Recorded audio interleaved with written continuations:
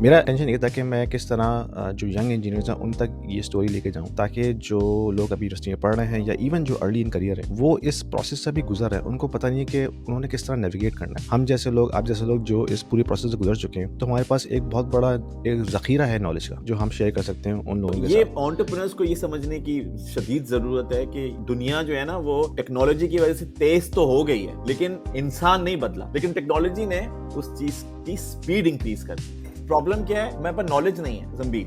Solve कैसे कर सकते हैं? ये अगर सब कनेक्ट हो जाएं और जिसके पास थोड़ी थोड़ी नॉलेज है वो एक दूसरे के साथ शेयर करे, सबको हेल्प हो जाएगी। तो प्रॉब्लम आइडेंटिफिकेशन जो है वो एंटरप्रेन्योरशिप का नाम, प्रॉब्लम से फैसिनेशन एंटरप्रेन्योरशिप का नाम। प्रॉब्लम है वो बेसिकली ट्रिगर है चेंज का, लेकिन हमारा क्योंकि जो एसोसिएशन है, हमारी रिलेशनशिप जो है प्रॉब्लम के साथ पॉजिटिव नहीं है, तो हम ये समझते हैं कि प्रॉब्लम जो है हमें नुकसान पहुंचाएगा। क्योंकि जब आप कहते हैं ना मैं करना चाहता हूं, तो यार मैं का कस्टमर के प्रॉब्लम से कोई ताल्लुक नहीं। वो तो फिर साइंस एक्सपेरिमेंट हो जाता है ना, कि वो आपने कर लिया, वो लैब में रखा हुआ है बस।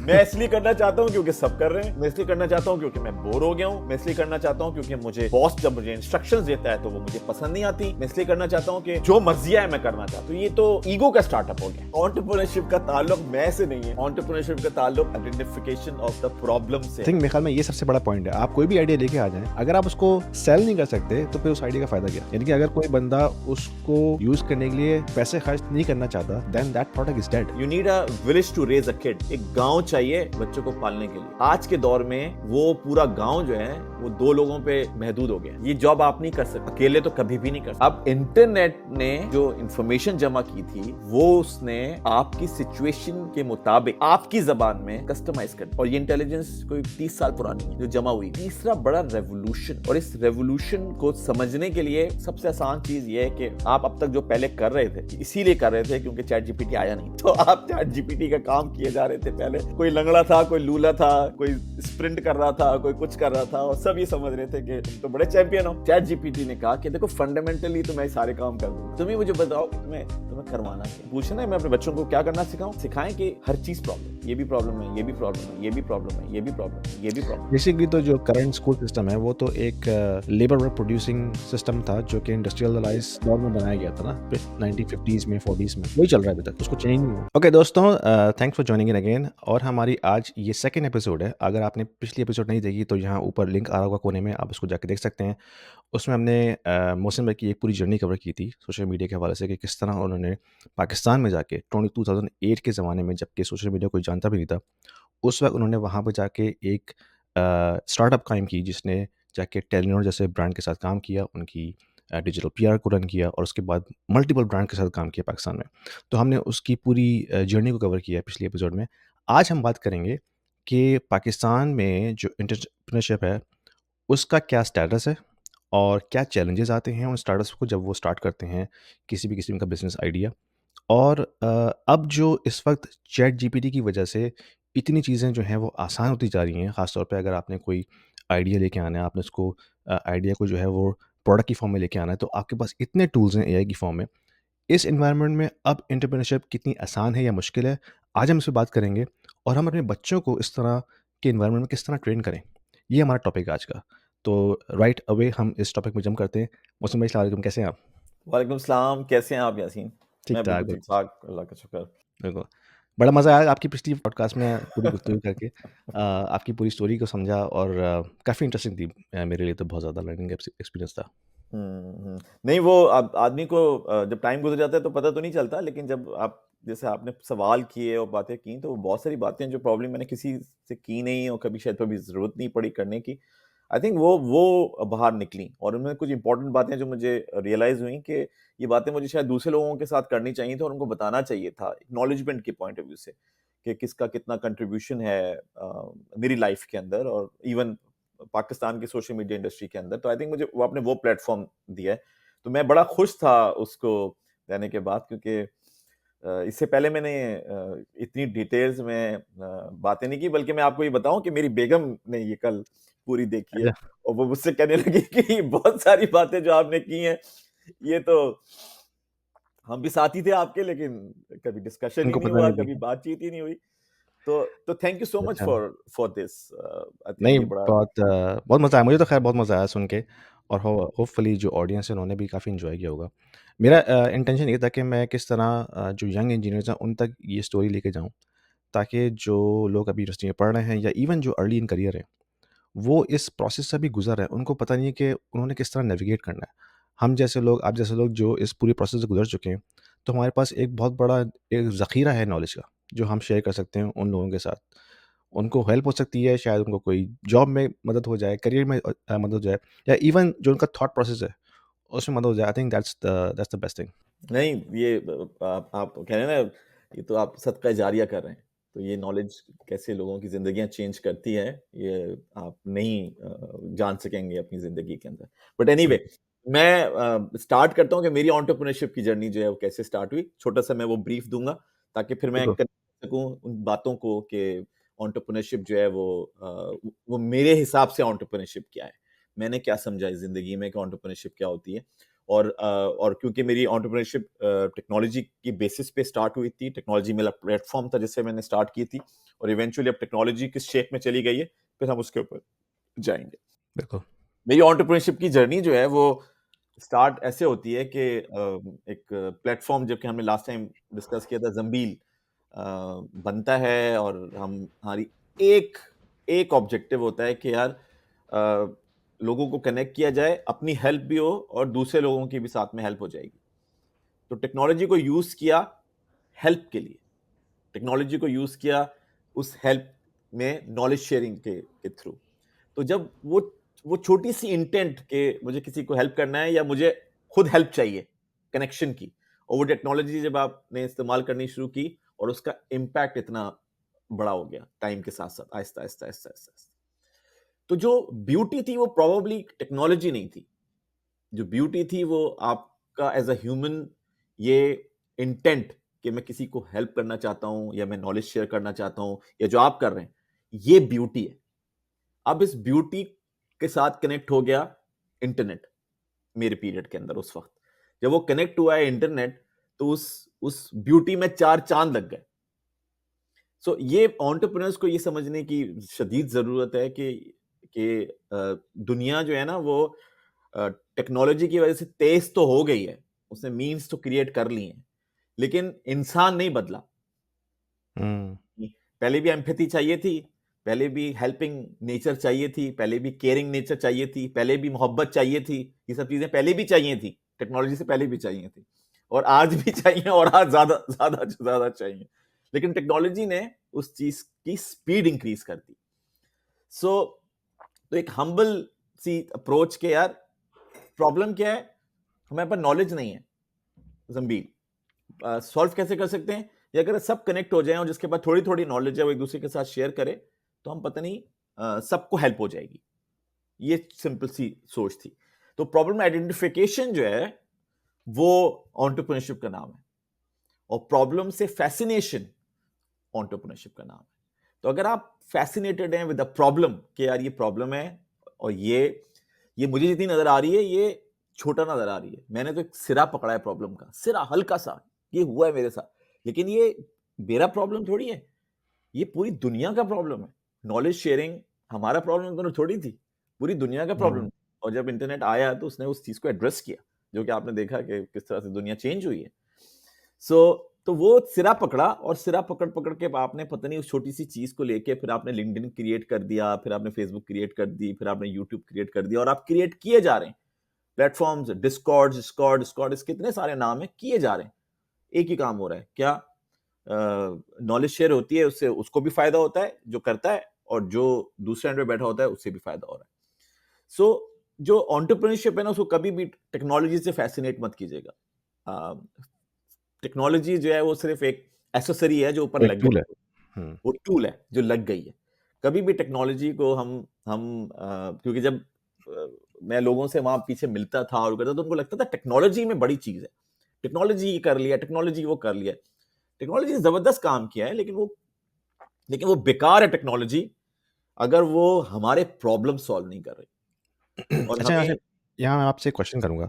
ख़ास तौर पे जो यंग जो हमारे बच्चे निकल के आते हैं कॉलेज से, यूनिवर्सिटी से, तो प्रॉब्लम को आइडेंटिफ़ाई कैसे करें? ये एक बड़ा चैलेंज होता है। मतलब अब तो हम इस लेवल पे आ गए, हमें हमारा जो थॉट प्रोसेस है वो डेवलप हो चुका है कि हमने किस तरह बिज़नेस प्रॉब्लम्स को जो है वो आइडेंटिफ़ाई करना है। लेकिन जो बच्चा निकल के आ रहा है, उसकी ज़िंदगी तो बेचारे की प्रॉब्लम में ही गुज़री है, बचपन से लेके पढ़ाई और सारा कुछ। तो उसने अब वो प्रॉब्लम को कैसे आइडेंटिफ़ाई करी? क्योंकि लोग जो है ना कंप्लेसेंट हो जाते हैं। वो कहते हैं यार काम ऐसे ही चल रहा है तो बस ऐसे ही चलता रहेगा। मतलब इसमें क्या चीज़ लेके आना? तो वो स्पार्क कहाँ से लेके आए? वो किस तरह आया? बड़ा जबरदस्त क्वेश्चन आपने किया हाँ। कि उसको हम आइडेंटिफाई कैसे करें। अच्छा, अच्छा। ख़ास तौर पे पाकिस्तान जैसे मुल्क में ना, जहाँ पे तो आप हमारी ज़िंदगी प्रॉब्लम में गुज़र गई है और लोग कंप्लेसेंट हो गए हैं, यार ये तो ऐसे ही चलेगा। मतलब इसमें अब क्या चेंज लेके आना? अच्छा। एक जो फंडामेंटल चीज़ है ना वो ये कि जो प्रॉब्लम है, वो असल में प्रॉब्लम नहीं है, वो अपॉर्च्युनिटी है।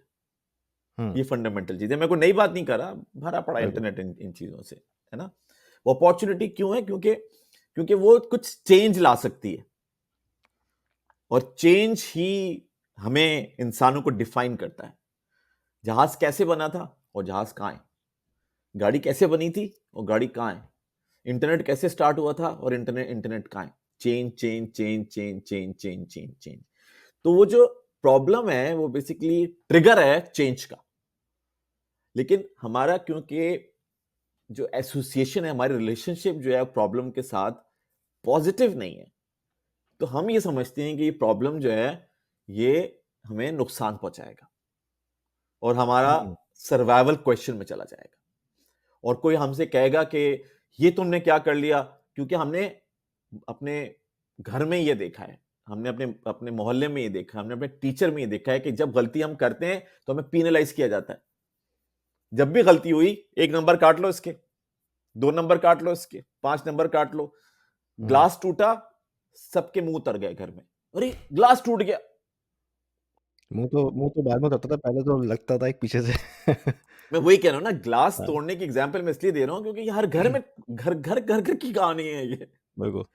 कि जब एक ग्लास टूटता है तो मेरे ख्याल से 3-4 ग्लास और टूटने चाहिए सेलिब्रेशन के अंदर, ताकि आप उस चीज की फीलिंग को चेंज करें। जो प्रॉब्लम के साथ आपकी रिलेशनशिप है उसको आपको आपको चेंज करना पड़ेगा।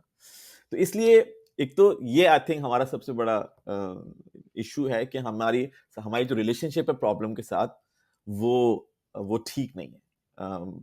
प्रॉब्लम इंसानों को डिफाइन करता है। प्रॉब्लम अगर आप निकाल देंगे, इंसान कुछ नहीं है, कुछ नहीं है।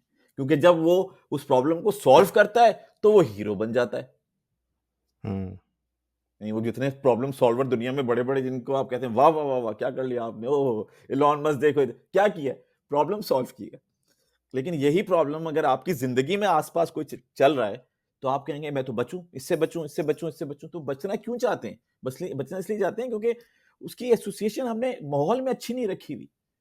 प्रॉब्लम का मतलब है कि तुम प्रॉब्लम हो, हमने एसोसिएट किया हुआ है प्रॉब्लम को लोगों के साथ।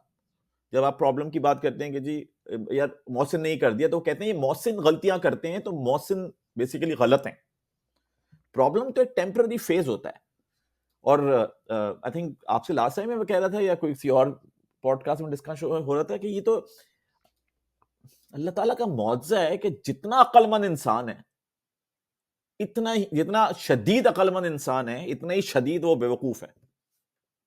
ये जो अक्लमंदी और बेवकूफी का जो एमलगम है, इसको हम इंसान कहते हैं। इसलिए 70 साल का आदमी भी एक ऐसी बात कर सकता है जो आप सुन के हैरान हो जाए कि यार ये तो इतने बड़े साहब हैं, ये कैसे बातें कर रहे हैं।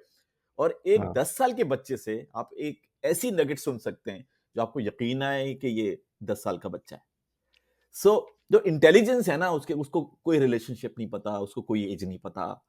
वो हुँ, वो ये ऐसा ब्लैक बॉक्स है जो क्रैक नहीं हुआ हुआ और किसी भी वक्त किसी भी चीज पे एक्टिवेट हो सकता है।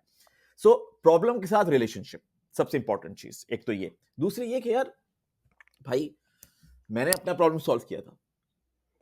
जब भी लोग मुझसे पूछते हैं क्यों किससे बनाई थी, मैंने कहा अपने लिए बनाई थी। हैं अपने लिए बनाई थी? मैंने कहा यार पाकिस्तान से मैं गया हूं, 70% काम मैंने सारा फिजिकल किया है, 30% हमने टेक्निकल काम किया होगा। मैं वहां पहुंचा और मैं एक बड़े रिफाइंड नेटवर्क में पहुंचा। ये बात मैं शायद रिपीट कर रहा हूं क्योंकि लास्ट टाइम भी मैं बता चुका हूं। हाँ, बट जब मैं वहां पहुंचा हूं तो मैं अकेला था। मैं थर्ड वर्ल्ड कंट्री से उठ के फर्स्ट वर्ल्ड कंट्री के एक ऑफिस में जाके बैठा हुआ हूं, जहां मेरा सिर्फ काम एक है, क्या? साइट प्लान कर दीजिए फॉरसीबल फ्यूचर के लिए। हमें ये नहीं पता ये साइट कब लाइव होगी, हमें नहीं पता, लेकिन आप प्लीज प्लान करके अभी से रख दीजिए। माशाल्लाह, यानी इतना फ्यूचरिस्टिक काम कीजिए आप। ना हमने प्लानिंग टूल देखा, हमें हमें कुछ नहीं आता था जब हम वहां पहुंचे यहाँ के हिसाब से। तो मैं अकेला नहीं पहुंचा, मैंने अपने साथ सब लोगों को कनेक्ट कर लिया उस जमील के थ्रू कि अगर मुझे कोई प्रॉब्लम होगी तो मुझे तो नहीं हम्म, पता, मैं डाल दूंगा उसके अंदर, कोई और मुझे हेल्प कर देगा। लेकिन क्योंकि वो प्रॉब्लम मेरी मेरी नहीं, सिर्फ मेरी नहीं थी, दूसरे लोगों की भी थी, लेकिन उन्होंने आइडेंटिफाई नहीं किया हुआ था। तो जब उनको वो प्रॉब्लम नजर आई, उन्होंने कहा यार ये मोहसिन के सवाल आते हैं और कोई ना कोई भाई हमारा जवाब दे देता है, तो मेरे पास भी तो एक क्वेश्चन है, तो हो सकता है मोहसिन को इस बात का पता हो, या हो सकता है यासीन को इस बात का पता हो, या हो सकता है वली को इस बात का पता हो सकता है वो इसका जवाब दे दे, और ये होना हम्म। होना शुरू हो गया। तो मैंने किसी की प्रॉब्लम सॉल्व नहीं की थी, मैंने कोई आपने इंडस्ट्री पे आपने अपनी इंडस्ट्री को प्रॉब्लम सॉल्व फेवर की। नहीं किया है। That is the fact. मुझे एक प्रॉब्लम थी, एक डर था, और वो डर के लिए मैंने मैंने जंबील बनाई थी, और वो जंबील से फायदा हो गया लोगों को। तो हम्म, पर्सनल प्रॉब्लम थी, राइट। इसी तरह मैं एंटरप्रेन्योर्स को भी बोलता हूं कि देखें आप किसकी प्रॉब्लम सॉल्व करने जा रहे हैं, कहां की बात कर रहे हैं। आप क्या अमेरिका की प्रॉब्लम सॉल्व करेंगे, यूके की करेंगे, पाकिस्तान की करेंगे, किसकी करेंगे? अगर आपका प्रॉब्लम से इमोशनल लिंक नहीं है, पर्सनल लिंक नहीं है, पर्सनल लिंक आपको उस हम्म। प्रॉब्लम के साथ, आप उस प्रॉब्लम को आगे लेके ज्यादा देर तक जा नहीं सकते। क्योंकि ये जो सुबह की ड्राइव है ना, जब बट आप सुबह सो उठते हैं, हाँ, ये पर्सनल लिंक से आपका क्या मतलब है? मतलब यानी कि अ, आपके अंदर कोई बेचैनी हो कि इस प्रॉब्लम को लेके? आपके अंदर ये आप इससे गुजरते हो, ऐसी हुँ, एक बात बात कर रहा हूं, गुजरते हैं, रोज गुजरते हैं किसी न किसी चीज के ऊपर। जैसे फर्ज करें, घर में आप किसी घर के अंदर, अपने घर के अंदर हैं, और आपको लग रहा है कि आपके पेरेंट्स की रिलेशनशिप अच्छी नहीं है, होते हैं हर तरह के। अच्छा, हुँ, आपके घर में और आपको लगता है कि यार अम्मा जो है ना वो बिला वजह मेरे ऊपर वो होती हैं, अम्मा मुझ पर ट्रस्ट नहीं करती, हुँ, राइट। अच्छा यार, मेरा एक दोस्त तो बहुत अच्छा है, पर दूसरा दोस्त जो है ना वो बहुत अच्छा है, सब कुछ अच्छा है, लेकिन वो इस तरह से सोचता है कि मुझे लगता है कि इसके साथ कोई प्रॉब्लम है। ये क्या है? ये सारी प्रॉब्लम्स ही तो हैं। मैं मोटरसाइकिल पे पीछे बैठ के जाऊं या आगे आगे बैठ के जाऊं, मैं बस से जाऊं या मैं गाड़ी से जाऊं, सारी प्रॉब्लम्स हैं, हर चीज प्रॉब्लम है। तो अगर कोई चीज आपको बार बार नैग कर रही है, बार बार कर रही है, फर्स्ट करें जैसे आप ऑफिस में बैठे हैं, आप माशाल्लाह से काम कर रहे हैं, और आप देख रहे हैं पिछले 3 साल से हम एक ही चीज को इतना फुजूल बार-बार कर रहे टाइम हैं। दे रहे हैं और किए जा रहे हैं, और कोई पूछ ही नहीं रहा इसको कि ये क्या हो रहा है। ये तुम्हारा इतना मैंने महंगा तुमको हायर किया है, तुमको मैं $2 लाख देता हूं कनेडियन साल के, हुँ, और उसमें तुम्हारा 30-40% टाइम जो है वो ऐसी चीजों में गुजर रहा है जो कि सिंप्लीफाई हो सकती हैं, या हम उनमें एआई को इंट्रोड्यूस कर सकते हैं, या हम कोई इंटर्न रख के उसको असिस्ट कर सकते हैं। आपकी एक्सपर्टीज, आपका स्किल सेट इस चीज से सूट नहीं करता कि आप उस पर टाइम लगाएं, लेकिन आप किए जा रहे हैं, किए जा रहे हैं, किए जा रहे हैं। इस तरह से लाइफ में भी हमारी बहुत सारी इस तरह की चीजें हैं जो कि हम किए जा रहे हैं, किए जा रहे हैं, किए जा रहे हैं, और कभी हम आइडेंटिफाई नहीं करते कि ये बेसिकली प्रॉब्लम्स है। सो जो लिंक है वो है आपका पर्सनल, और अगर आप उससे परेशान हैं, जैसे इमरान खान परेशान थे अपनी वालदा के कैंसर से, और उनकी वालदा की डेथ हुई कैंसर की वजह से, तो उन्होंने एक कैंसर हॉस्पिटल बना दिया। कितनी पर्सनल प्रॉब्लम है ये, हुँ, कितनी पर्सनल प्रॉब्लम है ये। तो इसी तरह से जो हमारी पर्सनल प्रॉब्लम्स हैं, जो पर्सनल प्रॉब्लम है जो चारों तरफ हमारे हमारे मौजूद है, हमें सिर्फ वो निगाह चाहिए। हमें उसको आइडेंटिफ़ाई करना है। बिल्कुल। और एक दफा अगर आपने आइडेंटिफाई कर लिया, तो इसका मतलब ये नहीं है कि वो वाकई बहुत बड़ी प्रॉब्लम है। आपको उसको फिर रिसर्च करनी है, आपको उसको सब्जेक्ट बनाना है, सब्जेक्ट कि यार ये मेरे घर का मसला है, यासीन ये आपके घर का मसला भी तो है या नहीं है। यार ये स्कूल में टीचर से पूछे, टीचर आपके घर में ये प्रॉब्लम है या नहीं, उनके घर में ये प्रॉब्लम है या नहीं, इनके हुँ, घर में ये प्रॉब्लम है या नहीं। तो फिर आपने डेटा कलेक्ट करना है, और डेटा कलेक्ट करके देखना है कि ये वाकई प्रॉब्लम है या नहीं। क्योंकि जब आप ये प्रॉब्लम्स इस तरह से आइडेंटिफाई करके रिजॉल्व करने जाएंगे, तो आप अपने मोहल्ले का प्रॉब्लम थोड़ी सॉल्व करने जा रहे हाँ, बिल्कुल, हैं। Thanks to technology, thanks to technology आप पूरी दुनिया का प्रॉब्लम सॉल्व करने जा रहे बिल्कुल। हैं। दुनिया, टेक्नोलॉजी जो है वो आपको दुनिया दे रही है। हाँ, इंटरनेट लेकिन असल में एक टेक्नोलॉजी आपको प्रॉब्लम नहीं दे रही। हाँ, If you are an investor in the US, in Canada, or in Europe, and you are considering investing into Dubai real estate market, this video is for you because we have a platform called Stake, which allows you to invest into the residential real estate market and start earning rental income right away without going through a lengthy documentation process or coming up with a heavy down payment. Stake is built upon the concept of crowdfunding. So it is democratizing the entire investment strategy and allows you to own a single unit of the entire investment portfolio. So you don't have to own the entire property, right? You can be part of the pool that can actually own a piece of property, a piece of real estate. So that allows you to start with as low as 2,000 dirhams and you can slowly ramp up. So as you start investing into it, you can not only own a bit of real estate, but you also get a portion of the rental income on monthly basis. So it's a passive investment strategy, diversifying your portfolio from traditional North American or European markets into Dubai, which is hustling and bustling and growing very fast and allows you to build your wealth over time. So don't delay. There is a link down there in the description. If you click on this, it will give you free 200 dirhams in your account right away to start with, and you can thank me later. हाँ, internet ने ये काम कर दिया ना, internet ने आपके बीच में से वॉल्स गिरा दी हैं सारी, कोई दीवार नहीं है। यानी कि अगर आपने कुछ भी अ, आप जैसे आपका पॉइंट है ना कि कोई भी प्रॉब्लम सॉल्व करनी है, डज़न्ट मैटर कि वो पाकिस्तान में है, यूएस में है, यूके में है, अफ्रीका में है, कहीं पे भी है। तो आप कर सकते हैं क्योंकि आपके पास एक ऐसा सिस्टम मौजूद है जो जिसकी कोई बाउंड्री नहीं है, जिसकी कोई बीच में कोई दीवार नहीं, कोई बॉर्डर्स नहीं है। तो वो आपके लिए अनलिमिटेड अपॉर्चुनिटीज़ का दरवाज़ा खोलती है। तो आप जो है अगर आपको पता है कि एक प्रॉब्लम मैं आइडेंटिफ़ाई कर सकता हूँ, मैं इसको सॉल्व भी कर सकता हूँ। तो ये तो आपने बड़ी ज़रूर बात की है। अच्छा, अब हम थोड़ा-सा इसको लेके चलते हैं आगे कि क्योंकि आपने पाकिस्तान में भी काम किया है और आप यूके में भी काम कर चुके हैं। तो क्या चैलेंजेज़ आते हैं जो नए स्टार्टअप्स आती हैं? लेट्स से अगर हम पाकिस्तान की बात करें और मेरे ख़्याल में एक स्टैट है कि 90% स्टार्टअप्स जो हैं फ़ेल हो जाती हैं पिछले अगले 1-2 साल के अंदर। आपकी नज़र में क्या वो चैलेंजेज़ होते हैं जिसकी वज़ह से वो स्टार्टअप्स फ़ेल होती हैं? यार फंडामेंटल रीजन तो यही कि लोग कहते हैं कि यार मुझे स्टार्टअप करना है, मुझे अपनी कंपनी चलानी है और अपना काम करना है। आई थिंक ये फंडामेंटल प्रॉब्लम है। क्योंकि जो कस्टमर है ना, उसको वैल्यू एक्सचेंज चाहिए। कस्टमर डजंट केयर कि वो यूनिलीवर करके देती है उसको या कोई स्टार्टअप करके देता है। अगर वो प्रॉब्लम का सोल्यूशन कोई भी उसको प्रोवाइड कर दे उसकी एक्सपेक्टेशन से थोड़ा सा ऊपर, यानी अगर वो ए एक्सपेक्ट कर रहा है और उसको बी मिल रहा है ऊपर, तो कस्टमर इज गेम। हुँ, ये फंडामेंटल, ये जो पॉइंट है, यहां से अगर आप कंपनी क्रिएशन पे जाते हैं, फंडामेंटली इस चीज से नहीं जाते कि ये मैं करना चाहता हूं।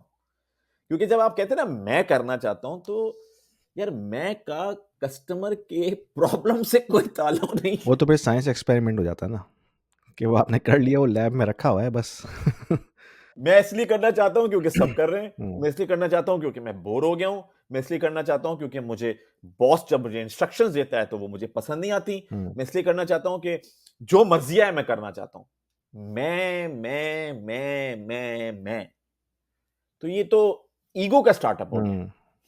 ये तो फिर फाउंडेशन ही गलत हो गई। हुँ, ये हो गया कि यार अच्छा, क्योंकि मैं मुझे कोई और एक्सेप्ट नहीं कर रहा, तो चलो मैं अपनी अपनी एक एक दुनिया बना लो। डेढ़ इंच की मस्जिद मस्जिद बना लेता हूं। हाँ, तो मैं और फिर लोग कहेंगे वाह वाह वाह वाह वाह, देखो ये कितना बहादुर आदमी है, इसने हाँ, कर लिया, इसने ये कर लिया, इसने वो कर लिया।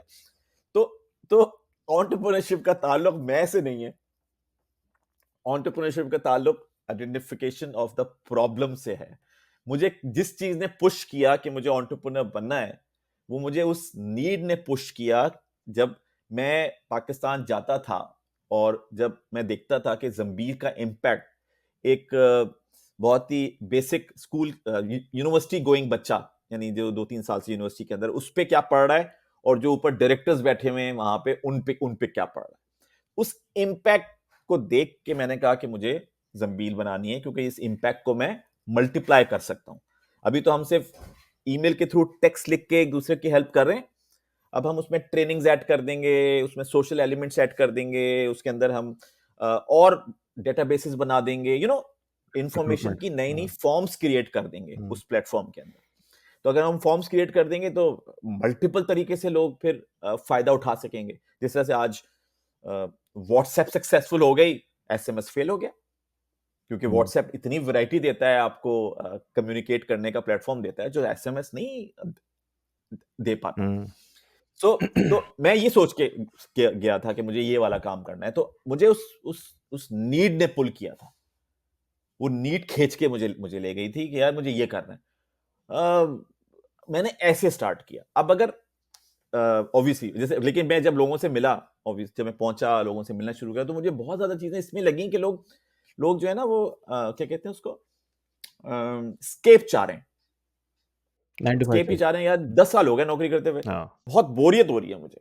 स्केप चाह रहे हैं कि वो बॉस की बात नहीं सुननी, स्केप चाह रहे हैं कि यार वो देखो, वो साथ कंपनी खोली थी उसने, वाह वाह वाह वाह, देखो उसकी कंपनी कहां चली गई। तो ये जो जो स्केप वाले लोग हैं, ये कंपनी को नहीं चला सकेंगे, क्योंकि बात ये है कि कंपनी जो है ना वो सिर्फ प्रॉब्लम के फैसिनेशन पे चलती है कि आप प्रॉब्लम आइडेंटिफाई करें और उसके सोल्यूशन पे सोल्यूशन प्रपोज करते रहें। सोल्यूशन में कोई जान नहीं है, सारी जान उस प्रॉब्लम है। प्रॉब्लम के फैसिनेशन के अंदर है, क्योंकि सोल्यूशन तो आप एड अप करते रहेंगे और सोल्यूशन टाइम के साथ चेंज भी होता रहेगा। हाँ ये तो सही एग्जाम्पल, फेसबुक आज भी जिंदा है।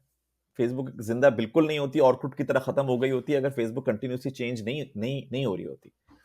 तो डेटा आ गया आपके पास, रियल नॉलेज आपके पास निकल आई है, एनालिटिक्स के थ्रू रियल नॉलेज निकलती है।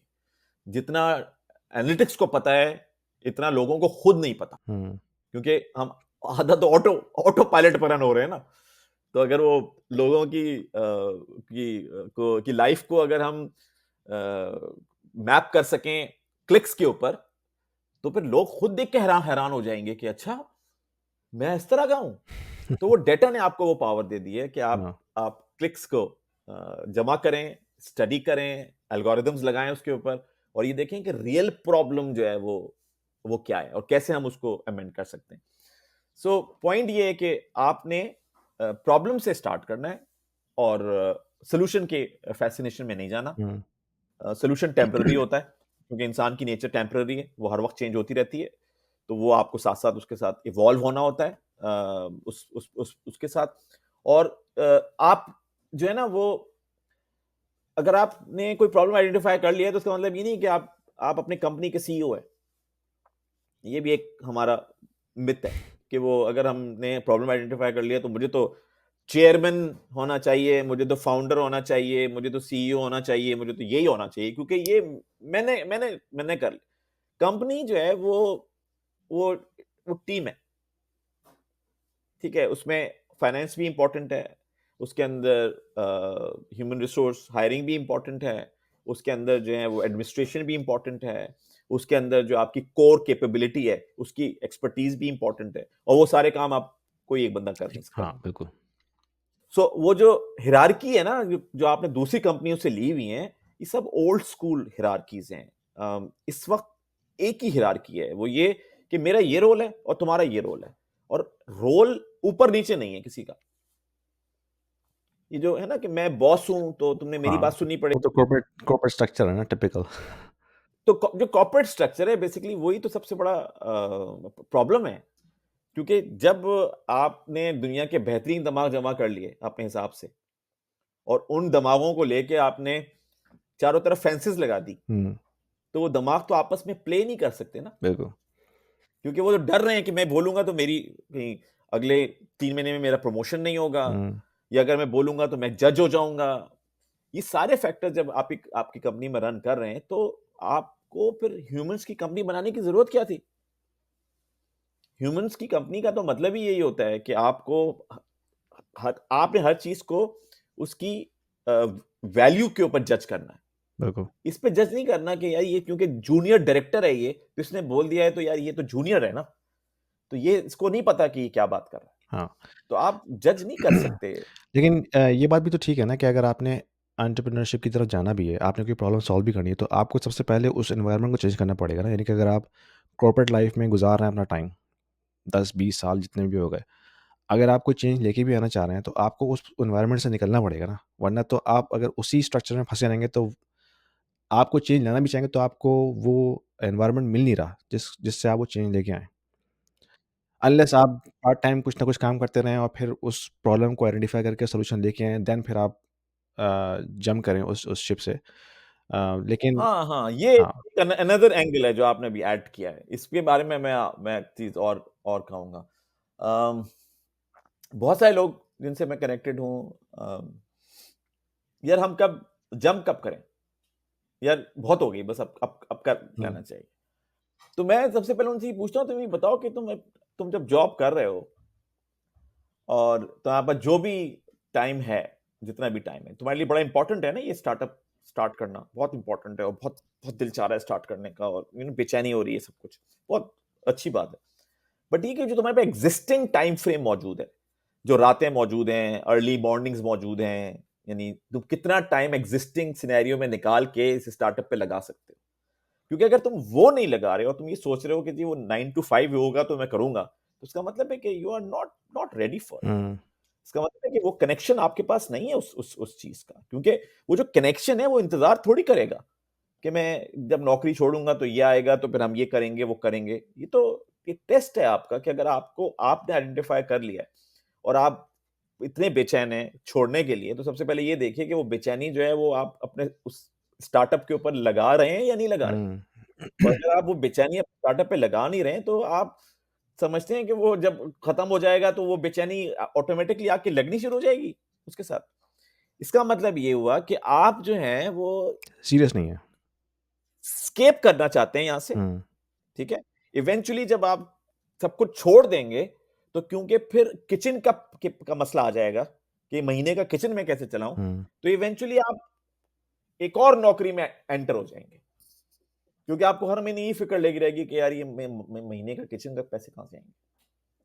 फिर मेरे महीने के किचन के पैसे हुँ, कहाँ से आएँगे? क्योंकि अगर आप उसी मेंटालिटी में चले गए, तो फिर जॉब छोड़ने की क्या ज़रूरत है? हुँ। जॉब तो मत छोड़ें, फिर ये तो आपका एसेट है। इसका मतलब ये है ना कि वो जो लिटमस टेस्ट हम की बात करते हैं कि आपको वो टेस्ट करना ज़रूरी है पहले।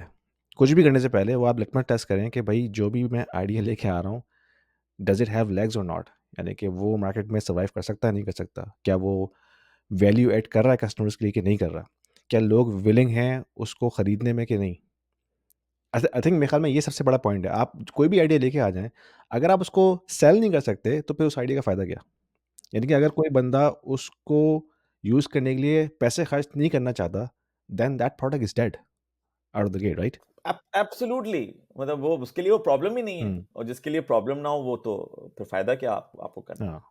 तो आपको तो ये देखना है ना कि वो वाकई है इंटरेस्टेड पैसे देने में, और बिल्कुल, एट एनी कॉस्ट, क्योंकि उसका वो बहुत बड़ा प्रॉब्लम सॉल्व कर रहा है। हाँ। तो अगेन, जब तक आपकी अंडरस्टैंडिंग प्रॉब्लम की पूरी नहीं है, तब तक आप इस कंक्लूजन पे नहीं पहुंच सकते। हुँ, आप इस फैसिनेशन पे रहेंगे कि यार ये मेरी प्रोडक्ट क्यों नहीं खरीद रहा।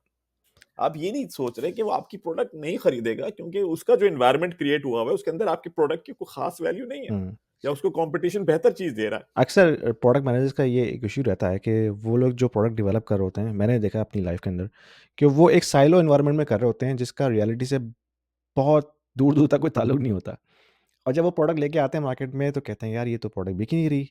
या तो प्राइसिंग बिल्कुल डिफरेंट है, मतलब कंप्लीटली आउट है मार्केट रियलिटी से, या वो उन सॉल्यूशंस वो उन प्रॉब्लम को सॉल्व नहीं कर रही जो मार्केट में ऑलरेडी एग्जिस्ट करती हैं, या कंपटीशन इतना टफ है कि आपकी आपकी प्रोडक्ट जो है वो स्टैंड नहीं कर पा रही।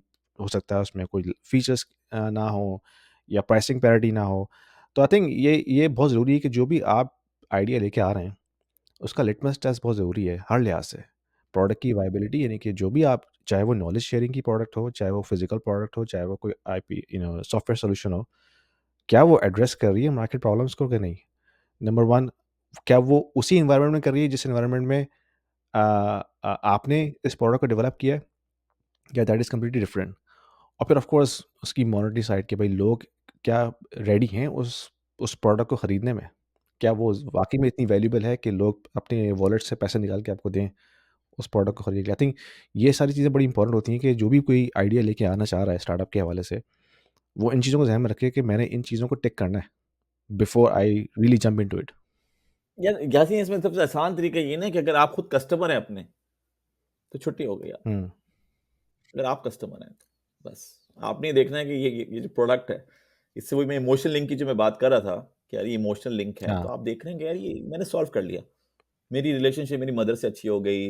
मैं नहाता अच्छा हूँ क्योंकि अब ऑर्गेनिक सोप यूज कर रहा हूँ। हुँ, पहले इनऑर्गेनिक सोप होता था तो रैशेस हो जाते थे मेरे, एनी प्रॉब्लम जो भी पर्सनल थी। जब पर्सनल थी ना आपके पास, तो वो जो जो आप बाहर भी लेके जाते हैं ना, जैसे जब लोग शुरू में कंपनी स्टार्ट कर रहे होते हैं, तो फिर जब मुझसे डिस्कशन हो रहा होता है तो मुझसे कहते हैं यार हम सेल्स का बंदा रख लेते हैं, ये रख लेते हैं, वो करते हैं। मैंने कहा क्या कह रहे हैं? मैंने कही तुमने कंपनी स्टार्ट की है, राइट? क्यों स्टार्ट की है? क्या प्रॉब्लम आइडेंटिफाई की है? इतना बड़ा रिस्क क्यों तुम लेने लेने जा रहे हो? ये सारी चीजें हैं ना, एक सब्सटेंशियल फैसला करने जा रहे हो। हुँ, अगर तुम नहीं बेच सकते तो ये कंपनी बंद कर दो, दूसरा आदमी थोड़ी हुँ, बेच पाएगा। तो ये तो आपने करना है ना, तो उसी वक्त ही बेच पाएंगे ना जब वो आपका पर्सनल प्रॉब्लम होगा। अब ये हम इंशाल्लाह नेक्स्ट सेशन में बात करेंगे रियल एस्टेट वाली। मेरा रियल एस्टेट का कोई बैकग्राउंड नहीं था, लेकिन मैं कैसे रियल एस्टेट में आया और क्या रियल एस्टेट मेरे लिए प्रॉब्लम है। मेरे लिए प्रॉब्लम है, एक बहुत बड़ी प्रॉब्लम है मेरे लिए। उस प्रॉब्लम को रिजॉल्व करने के लिए मैं रियल एस्टेट में मैं एंटर हुआ। उसमें मेरी मदर का भी एक रोल है, लेकिन वो मेरी पर्सनल प्रॉब्लम है। तभी तो मैं अंदाजा कर सकता हूं कि जो लोग इन्वेस्ट करने जा रहे हैं कहीं पे भी, उनको क्या क्या प्रॉब्लम्स आएंगी, कितनी स्लीपलेस नाइट्स होंगी, उनके लिए कितनी प्रॉब्लम है मैनेजमेंट करना। क्योंकि अगर मैंने खुद इन्वेस्टमेंट्स ना की हुई हो, यूके में ना की हुई हो, दुबई में नहीं की हो, पाकिस्तान में नहीं की हुई हो, तो मैं कैसे किसी का पेन समझ सकता हूं। तो बात यह कि वो जो आइडिया है ना, वो कोई और नहीं है, वो आप है। हुँ, और आपने सेल अगर करा। आपने कहा कि ये आइडिया मैं लेकर आऊं, और ये क्या जबरदस्त आइडिया है, वो अम, इस तरह के सेशन मैंने भी अटेंड किए हैं, बहुत सारे जो लोग शाम को चाय पे बैठे होते हैं और डिस्कशन चल रहे होते हैं। ये मैंने भी बड़ा किया थी यार, वो जबरदस्त। मुझे बताओ तुम्हारे इससे लिंक क्या है इस आइडिया से? अगर घर वाले कहेंगे कि घर से निकल जाओ, अगर तुम्हें ये आइडिया करना है तो तुम निकल जाओगे या तुम सोचोगे? तो ये टेस्ट हैं आपके, हुँ, क्योंकि अगर वो प्रॉब्लम आपको बॉदर नहीं कर रही ना, तो आप रोज खड़े नहीं होंगे। और जो सैनिटी है ना, सैनिटी, यानी वो एक दिन आपको हिट करके वापस खींच लेगी अपने पास। क्योंकि सैनिटी जो है वो क्रॉस नहीं करवा सकती उस पॉइंट को जो के स्टार्टअप की जिंदगी में आता ही आता है। हुँ, और अगर नहीं आता तो वो फिर बेकार स्टार्टअप्स हैं। क्योंकि अगर आपने शुरू में ये नहीं सीखा कि स्टार्टअप्स बैठते कैसे हैं, बंद कैसे होते हैं, तब तक फिर क्या सीखा आपने? हुँ, स्टार्टअप की लाइफ ही ये है कि ये मुझे पता है कि अगर मैंने ये नहीं किया तो मेरी कंपनी बंद हो जाएगी। हुँ, मैंने ये नहीं किया तो मेरी कंपनी बंद हो जाएगी। मैंने ये नहीं किया, और ये कोई एक आध चीज नहीं है, ये कोई 8-10 चीजें हैं जो कि बिल्कुल, आपको पता होनी चाहिए कि ये नहीं किया तो मेरी कंपनी बंद हो जाएगी। बिल्कुल, बिल्कुल। सो सो ये आप स्टार्टअप का गेम ये होता है कि हुँ, उसको ये पता होता है कि रियल प्रॉब्लम क्या है, मेरे रियल इश्यूज क्या हैं, और इनको अगर मैंने इस तरह से एड्रेस नहीं किया तो मैं गया।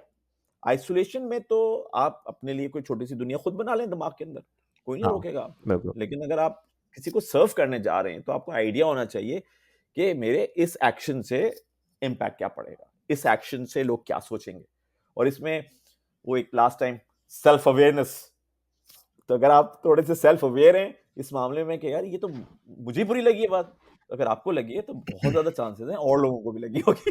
बिल्कुल, क्योंकि क्योंकि वो भी इंसान है और आप भी इंसान है। बिल्कुल, बिल्कुल। तो वो प्रोबेबिलिटी थ्योरी फिर ऐड अप हो जाती है। तो hmm, I think the problem should be very personal. ये मेरा एक्सपीरियंस है, क्योंकि मैं जितनी कंपनी मैंने खोली है वो सब मेरे पर्सनल प्रॉब्लम्स है। मैंने कोई दुनिया के प्रॉब्लम सॉल्व करने की कोशिश नहीं की है। मैंने कोई प्रॉब्लम सॉल्व करने हाँ, की ये कोशिश नहीं काफ़ी की है। Sorry for interesting the interruption, guys. Just wanted to let you know that we have a team of realtors which is covering the entire GTA as well as some outside areas as well, like Brent region where I am based off, and I help out the clients in this region as well. So if you have any needs with regards to real estate transactions, buying, selling, investing, renting, let me know. There is a link down there where you can book a one-to-one consulting call with me, and we will be more than happy to help you out.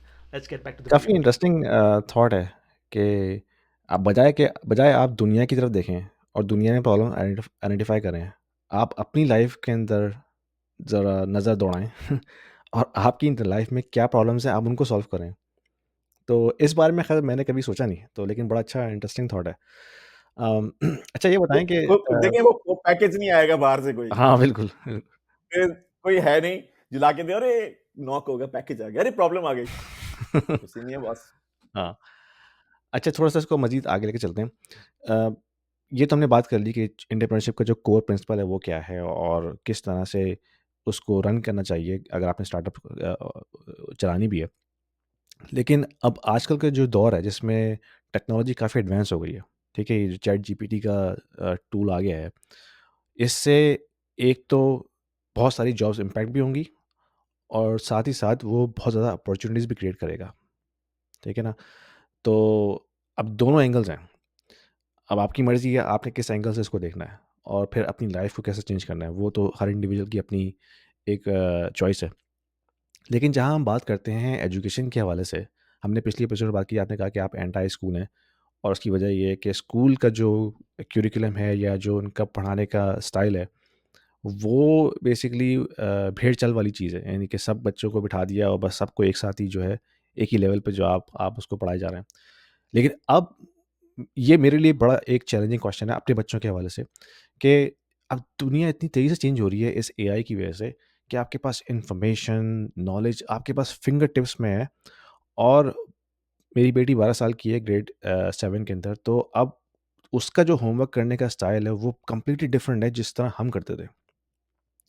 वो अभी भी यानी कि इस level पे वो बच्चे जो हैं कोलैबोरेट कर रहे हैं गूगल चैट के ऊपर और मिलके जो है चीज़ें पढ़ रहे हैं, सॉल्व कर रहे हैं। यानी कि कंप्लीट दुनिया ही अलग है, यानी कि जिस जिस दुनिया से हम आए। तो अब आपको क्या लगता है कि अगले 3 से 5 साल में जो चेंजेस आने वाली हैं एआई की वजह से, हम इन बच्चों को कैसे रेडी करें उस दुनिया के लिए? ना सिर्फ as a human level but also from a professional level, यानी कि अगर उन बच्चों ने आगे जाके इस दुनिया में सर्व करना है, काम करना है, बिजनेस करना है, तो आप इस चैलेंज को किस तरह देखते हैं? ये मेरे लिए बहुत बड़ा क्वेश्चन मार्क है। अच्छा, बच्चे, हमने पहले बात की थी प्रॉब्लम्स रिलेशनशिप की। अब हम यहाँ फिर बात करेंगे बच्चों से रिलेशनशिप की। हम्म। अ, बच्चों का मतलब होता है कि वो छोटे से हैं, अभी पैदा हुए हैं, थोड़ा टाइम हो गया दुनिया में, इतना टाइम नहीं हुआ जितना मेरा टाइम हुआ है। तो हम इस हिसाब से बच्चों को समझते भी हैं और उनको शुरू में खिलौना विलौना समझते हैं कि हमारा कोई टॉय आ गया है तो खेलने के लिए आया है, और हम भी अभी बातें कर रहे होते हैं जब छोटे बच्चों को देखते हैं तो। और फिर वो आहिस्ता आहिस्ता ग्रो होते हैं और फिर इवेंचुअली तो हम ये समझते हैं कि ये एट लॉस है, इनको पता नहीं है। और मेरे ख्याल है उस चीज को क्वेश्चन करने की जरूरत है। जो उनको पता है वो शायद बहुत अच्छा पता है और बहुत सही पता है, और उनको शायद उतना ज्यादा पता नहीं होना चाहिए था जितना ज्यादा आपको पता चल गया है। सो जो ओवर नॉलेज है ना आपकी, ओवर गलत लफ्ज अंग्रेजी यूज कर रहा हूं मैं, लेकिन जो टू मच नॉलेज है आपकी, वो प्रोबेबली आपके लिए प्रॉब्लम बनी हुई है। इसी वजह से आप जो है वो जज नहीं कर पा रहे इस चीज को कि वो जो बंडल ऑफ नॉलेज आया है आपके पास, यू नो, डीएनए से भरा हुआ, पीछे से पता नहीं एंसेस्टर्स का कहां कहां से डीएनए आया हुआ है उसके अंदर, और उसके बाद फिर वो एक ऐसे एनवायरनमेंट में पल भर रहा है जो कि प्रॉब्ली फाइनेस्ट आप कंसिडर करते हैं दुनिया का, जैसे आप कनाडा में बैठे हुए हैं उन जगहों पे। अब वो एक बंडल ऑफ नॉलेज है और उसको वो एनवायरनमेंट आप तैयार। सो अब जब हम ये कहेंगे ना कि हमें इसको कैसे तैयार करना है और क्या करना है, तो उसके लिए जरूरी है कि आपको पता होना चाहिए कि आपके पास आया क्या है। भाई, लड़की आई है तो लड़की की तरह तैयार करेंगे, है ना, सर्टेन चीजें। लड़का आया है तो लड़के की तरह तैयार करेंगे। अच्छा, अब लड़के का इंटरेस्ट अगर उस पे है, क्या कहते हैं, ड्राइंग श्राइंग के ऊपर है, एस्थेटिक्स अच्छे हैं उसके उसके तो आप उसको उस तरह से तैयार करेंगे। लड़की का इंटरेस्ट जो है सर्टेन किसी और चीज के अंदर है, अब लोगों से बड़ी अच्छी रिलेशनशिप बना लेते, तो प्रॉब्ली हमें ये ज्यादा एनालाइज करने की जरूरत है कि हमारे पास आया क्या है। और जब हम ये आइडेंटिफाई कर लें कि हमारे पास आया क्या है और उसको अच्छी तरह से एनालाइज कर लें, खुद ना करें, I think third parties connect कर लें कि यार ये हेल्प करो हमें आइडेंटिफाई करने में कि मेरा बच्चा लाया क्या है ऊपर से। ये भरा हुआ जो गोल्ड का पॉट है, इसमें किस क्वालिटी का गोल्ड है, आए जरा इसको हम आइडेंटिफाई करते हैं। तो जितना हम आइडेंटिफाई करेंगे ना उनकी नेचुरल नेचुरल चीजों को कि नेचुरली पीछे से क्या आया हुआ है, तो इतना ही हमें आसानी होगी उनको फैसिलिटेट करने में। तैयारी है भाई, यारी फैसिलिटेशन, है ना? वो आपने कहते हैं सर्वेंट लीडरशिप का कॉन्सेप्ट सुना होगा। हम्म एक कॉन्सेप्ट है सर्वेंट पैरेंटहुड। तो basically you are a servant. उस बच्चे को अल्लाह मियां ने आपके पास भेजा है, आपने उस पे पूरी रिसर्च की एज अ सब्जेक्ट। ये नहीं कि इसकी मां से शक्ल मिलती है और आंखें से मिलती है, उनसे मिलती है, ये नहीं। बल्कि आपने कहा कि ये इंटेलेक्ट क्या है, हम्म क्या सोचता है, कैसे सोचता है, किससे कैसी रिलेशनशिप है, क्या कुछ है। तो उसको आपने जब आइडेंटिफाई किया और उसके बाद आपने उसको एक्सपोज किया, एक्सपोजर्स दिए हैं मुख्तलिफ मुख्तलिफ, क्योंकि आइडेंटिफिकेशन का पार्ट है एक्सपोजर। जब तक आप मुझे धक्का देंगे नहीं तब तक मैं उड़ना नहीं सीखूंगा, जब तक आप गाड़ी में बिठाएंगे नहीं तब तक मुझे स्टेयरिंग का नहीं पता चलेगा। तो बहुत सारी चीजें जो हैं वो इंसान को उसी वक्त तक पता नहीं होती जब तक वो करते नहीं है उन चीजों को, और बाद में पता चल जाता है अरे ये तो मैं अच्छा करता हूं। मैंने पहली दफा जो पब्लिक स्पीकिंग की थी, छोटे स्केल पे तो हम कर रहे होते थे, यूके में भी हो जाती थी, 5 लाख 8 लोग 12 लोग। आई थिंक ये फास्ट का इंस्टीट्यूट है ना कराची के अंदर, हम्म 1000 बच्चा हो गया, उससे ज्यादा ही बैठा। और उन्होंने मुझसे कहा कि आप जाइए और आपने आपने करियर गाइडेंस देनी है यहाँ पे जाके। 2 मिनट कुछ समझ नहीं आ रहा था कि मुंह से क्या निकलेगा। उनके समझ नहीं आ रहा था या आपके समझ नहीं आ रहा था? मुझे समझ नहीं आ यार, भाई पब्लिक स्पीकिंग तो एक आर्ट है ना, हम्म प्रैक्टिस है, आर्ट है, और वो हेजिटेशन है। आपको पता ही नहीं था मुझे कि मैं कहां से स्टार्ट करूं, क्या बात बात करूं। बट एनीवे उसके बाद फिर स्टार्ट हो गया। तो आज देख लीजिए आप, आज आज बिठा लें तो पूरा पूरा दिन हम खड़े हो जाते हैं। हम तो कभी हाइट पार्क में भी जाके खड़े हो ये जाएंगे करना शुरू किसी कर टाइम, दिया। बातें बातें करना शुरू करते हैं। मतलब हाँ खत्म हो गया ना, फारिग हो गया हाँ। वो वाला काम, क्या होगा। तो यानी कि आपका नुक्ता नज़र ये है, और please correct me if I am wrong, कि सोचने की ज़्यादा ज़रूरत नहीं है कि आपने बच्चों को कैसे ट्रेन करना है, आपने सिर्फ उसको आइडेंटिफाई करना है। वही वाली बात आपकी प्रॉब्लम आइडेंटिफिकेशन की, कि बच्चे की अपनी नेचुरल एबिलिटी क्या है, और फिर आप उसको बेसिकली फैसिलिटेट करें या एक्सपोज करें दुनिया के सामने, या उसको हेल्प करें उसको एक्सेलरेट करने के लिए। वो अपना रास्ता खुद ही निकाल लेगा। ये मतलब ये कंक्लूजन है आपका जो मैंने आपसे क्वेश्चन किया था? ये निकालेगा क्योंकि उसमें आप उसको कोई सी ड्राइविंग फोर्स की जरूरत नहीं है। हुँ, वो ड्राइविंग फोर्स उसके अंदर मौजूद है। वो जब सुबह उठता है ना, तो जो चीज दिमाग में उसके आती है पहले, वो उसकी ड्राइविंग फोर्स है। हुँ। और वो ड्राइविंग फोर्स में ये है कि कुछ भी हो जाए वो ये काम जरूर करता है। कुछ भी हाँ, हो जाए लेकिन वो ये काम जरूर करता है। अम्मा नाराज होती है, ये मत करो मत करो मत करो, फिर भी छुप के कर लेता है ये वाला वाला वाला काम। तो ये क्यों करता है भाई, क्या प्रॉब्लम है? तो अच्छा, और दूसरा इस चीज को भी समझना कि पेरेंट आप हैं, बट एक सेइंग है, आई थिंक चाइनीज सेइंग है, you need a village to raise a kid. एक गांव चाहिए बच्चों को पालने के लिए। तो ये इंसान का बच्चा है, उसको पूरा गांव चाहिए पालने के लिए। आज के दौर में वो पूरा गांव जो है वो 2 लोगों पे महदूद हो गया। हुँ, हम्म ये जॉब आप नहीं कर सकते, अकेले तो कभी भी नहीं कर सकते। तो अब आपको पूरा गांव क्रिएट करना है चारों तरफ। और गांव क्या है? हर मोहल्ले वाला सही, हर हर आपका ऑब्वियसली जो आपका पाकिस्तानी नेटवर्क है, जिन लोगों में आप उठते बैठते हैं, फिर आपके ऑफिस के कुलीग्स सारे, ये एक आपने गांव क्रिएट करना है। और ये गांव जब वो क्रिएट करेगा ना, तो इतने उस्ताद जब उसको मिलेंगे, इतने सारे, हुँ, ये सारे उस्ताद हैं। ह्यूमंस का रिलेशनशिप दो ही चीजों का है, या तो वो शागिर्द है या वो उस्ताद है। बाकी कोई रिलेशनशिप नहीं है इंसान का, वो हमने खुद बनाए हुए हैं। ये बेटा है, ये बेटी है, ये है, वो है, लेकिन सिर्फ यही रिलेशनशिप है, लर्निंग रिलेशनशिप, शागिर्द या उस्ताद। तो वो अगर आपने उस्ताद शागिर्द रिलेशनशिप चारों तरफ क्रिएट कर दी, एक्सपोजर के पॉइंट ऑफ व्यू से दे दी, तो वो बच्चे को नई नई चीजें मिलेंगी। अरे ये इस तरह के अंकल हैं, इनसे ऐसी बात होती है, वो उस तरह के अंकल हैं, उनसे वैसी बात होती है। अरे ये आंटी इस तरह की, ये कहती हैं, इन्होंने मुझे ये बनाना सिखा दिया। वो आंटी ये काम करती है, तो मैं उनके पास गई थी, उन्होंने मुझे ये करना सिखा दिया। वो अपनी अम्मा से कभी नहीं सीखेगा हुँ, या सीखेगी, कभी भी नहीं होगा, क्योंकि जो आपकी रिलेशनशिप है वो एक डिफरेंट पैटर्न के ऊपर रिलेशनशिप है। और उस रिलेशनशिप को आप प्लीज 360 डिग्री करने की मत कोशिश कीजिए। और आपका सारा फोकस अपने बच्चों के साथ एक ही चीज पर होना चाहिए, क्या? आपकी रिलेशनशिप कैसी है उनसे, बस। तो इंटरेस्टिंग। उस रिलेशनशिप के बाद आपने लाइन लगा देनी है टीचरों की, चाचाओं की, चाचियों की, वीकेंड के ऊपर गूगल मीट्स की, कोई कहीं से कनेक्टेड है, कोई कहीं से कनेक्टेड है, कोई कहीं से कनेक्टेड, तो उनको वो एक्सपोजर आपने देना है। और फिर अपॉर्चुनिटीज, ऑब्वियसली आप कनाडा के अंदर हैं, हाइकिंग एंड बाइकिंग और कैंपिंग, और आओ आज गाड़ी का टायर बदलते हैं, उन सारी, तो वो आपने वो वाला काम करना है बस। तो वो आपको खुद ही टैलेंट निकल कर बाहर आ जाएगा। जब टैलेंट निकल के बाहर आएगा तो आपने उसको फिर स्ट्रीम करना है कि इसको किस तरह से हम आगे लेके जाएं। और ये आई एम श्योर कुछ लोगों के लिए आसान होगा, क्योंकि कुछ टैलेंट ऐसा निकलेगा जो आप लगेगा अरे ये तो बड़ा जबरदस्त हो गया, ये तो इसको इस डायरेक्शन में जाना चाहिए। लेकिन कुछ चैलेंज ऐसा होगा जो आप कहेंगे कि यार ये तो निकल कर आया है, तो उसको किस तरह से स्ट्रीमलाइन करें। हाँ तो इसका मतलब ये नहीं है कि उस बच्चे में कोई प्रॉब्लम है। उसका मतलब ये है कि अब आपको उसके लिए कोई इकोसिस्टम को कनेक्ट करना पड़ेगा उसके साथ। बाज़ औक़ात ये होता है कि ना कि आप बच्चे की कोई एक्स्ट्रा क्वालिटी बड़ी ईज़िली विज़िबल नहीं होती। यानी कि आपने पहले बात की ना कि एक बाज़ औक़ात ऐसा होता है कि बच्चा ऑलरेडी माशाल्लाह जो है वो बड़ा शार्प है और आप देख सकते हैं कि हाँ, ये जो है XYZ के अंदर बहुत अच्छा काम करता है। लेकिन बाज़ औक़ात एवरेज बच्चा होता है ना जिसमें सारी चीज़ें उसकी ठीक हैं, लेकिन कोई भी चीज़ एक्स्ट्राऑर्डिनरी नहीं है।